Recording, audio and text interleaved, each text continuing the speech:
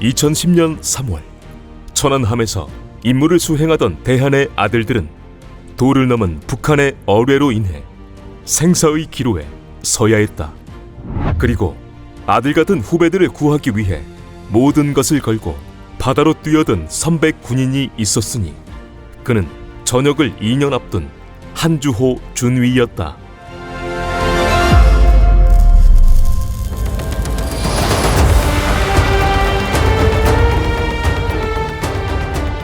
(1958년생인) 한주호는 5남매 중 둘째로 태어나 넉넉치 않은 가정 환경에서 성장하게 된다. 어려운 가정 형편은 그가 성장해 대학에 진학할 나이가 될 때까지 이어졌고, 그런 이유로 대학 진학은 생각할 수 없었다. 때문에 한주호는 군 위탁 장학생으로 수도 전기공업고등학교를 마쳐야 했고, 1975년부터 그는 해군 부사관 36기로 입대하여 대한민국 군인으로서 살게 되었다. 해군에 입대한 그는 고등학교 시절 전공이었던 기계과를 살려 부산함 내연사에서부터 근무했고, 그로부터 35년이라는 긴 세월 동안 솔선수범하며 군생활을 이어왔다. 35년의 군생활 중 한주호는 20여 년에 가까운 세월을 UDT 교관으로 근무하며 수백 명의 요원들을 양성해냈다. 과정에서 그는 엄하게 훈련생들을 교육해 호랑이 교관이라는 말을 듣기도 했으나 교육생들 상처에 있는 고름을 입으로 빨아내고 교육생들의 염좌 치료를 위해 침술까지 배우는 등 후배들을 아끼고 많은 부분을 배려하는 아버지나 다름없는 존재였다. 외에도 그는 군인으로서도 최선을 다하는 모습을 보여 후배들에게는 존경받는 선배 군인이기도 했다. 그렇게 군인을 천직으로 알고 살아온 한주호에게 2010년이 다가왔다. 당시 그는 해군 특수전 여단 작전지원대에서 군생활을 하던 중이었고 전역을 2년 앞둔 상황이었다. 또한 그 시기는 그가 전역 후의 인생을 준비하기 위해 직업보도반에서 외부 교육을 받기로 생각하던 시기이기도 했다. 그러나 2010년 3월 26일 누구보다 후배들을 아끼던 그에게 충격적인 소식이 들려왔다. 그 소식은 백령도 해역에서 임무를 수행하던 천안함이 북한의 어뢰로 인해 침몰했다는 것이었고, 승선 중이었던 그의 후배들이 생사의 기로에 놓여있다는 것이었다.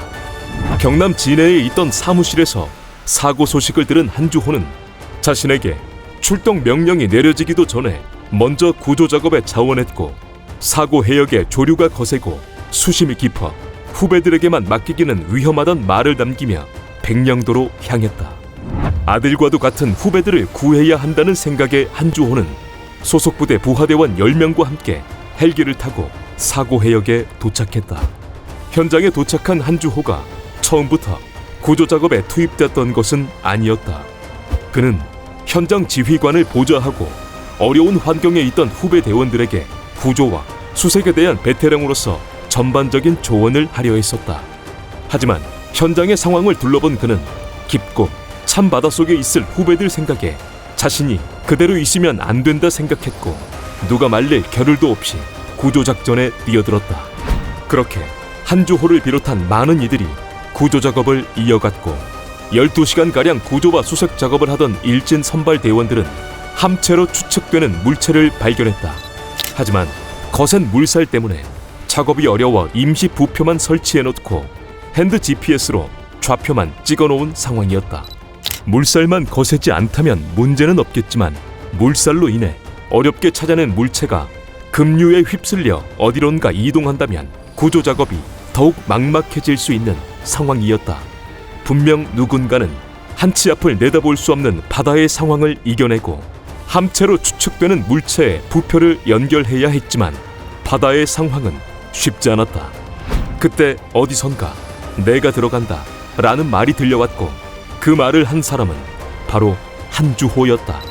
전역을 2년 앞둔 한주호는 현장에서 후배들을 지휘만 해도 충분히 되는 상황이었지만 대원들 앞에서 그는 의연한 모습을 보이며 임시 부표를 따라 바닷속으로 내려가 1시간 만에 부표를 설치하는 데 성공했고 구조 작업을 이어나갔다. 바닷속에 있는 후배들을 위해 구조 작업을 이어가야 했지만 시간이 갈수록 바다의 상황은 무심할 정도로 매서웠고 수색 장비 역시 녹록치 않았다. 그럼에도 한주호는 하루 잠수하면 이틀을 쉬어야 한다는 안전수칙까지 무시해가며 무리한 잠수 일정을 소화했다. 주변에서 그를 말려보았지만 후배들을 찾아내야 한다는 한주호를 말릴 수는 없었다. 그런 그의 생각은 나중에 알려진 지인과의 통화 내용에서도 알 수 있었다. 그의 생애 마지막 날인 3월 30일 구조 작업 중 지인과의 통화에서 그는 실종 장병 가족들이 애를 태우고 있으니 내가 책임지고 다 해내겠다. 오늘 완전히 다 마치겠다. 함수 객실을 전부 탐색하고 나오겠다는 말을 하게 되었는데 짧게나마 알려진 그의 말은 안타깝게도 지인들에게 전한 마지막 말이 되고 말았다.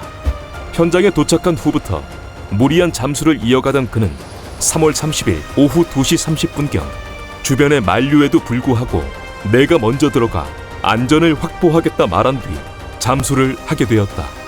그렇게 한주호는 동료들과 특수 플래시로도 겨우 앞만 보이는 어두운 바닷속에서 구조 작업을 이어나갔지만 그들이 있는 깊은 바닷속은 시속 2노트의 급류가 그들의 몸을 흔들었고 얼음장 같은 바닷물에 그들은 손이 굳어가는 것을 느껴야 했다. 그리고 천안함 함수 쪽에서 구조 작업을 이어가던 오후 3시경 무리한 잠수를 해오던 그는 안타깝게도 의식불명 상태에 빠지고 말았고 동료의 부축으로 물 밖으로 나오게 되었다.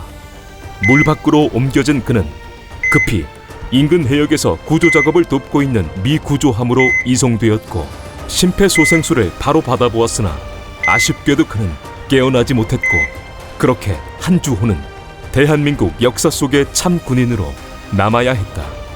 한주호의 안타까운 소식이 알려지자 가족들과 그를 기억하는 동료들은 망연자실해 했다. 35년 동안 대한민국 참 군인으로 살아온 한주호는 아쉽게 세상을 떠났지만 그를 기억하는 후배들과 선배들은 그의 마지막 길에 눈물 섞인 사나이 UDT를 부르고 그에게 마지막 경례를 하며 한주호를 떠나보냈다. 그리고 언론을 통해서 알려진 그의 소식에 국민들은 눈물 지으며 참군인 한주호를 추모했다. 한주호의 유해는 현충원에 안장되었고 그에게는 충무무공 훈장이 수여되었다. 또한 그의 이야기는 초등학교 교과서에 책임을 다하는 삶으로 실려 전해지고 있다. 한주호가 떠나간 뒤 천안함은 2010년 4월 15일 한미, 4월 24일 함수가 인양되었지만 많은 사람들의 안타까움 그리고 간절함이 무색하게 대한민국의 아까운 46명의 젊은 군인들은 가족의 품으로 돌아오지 못했다.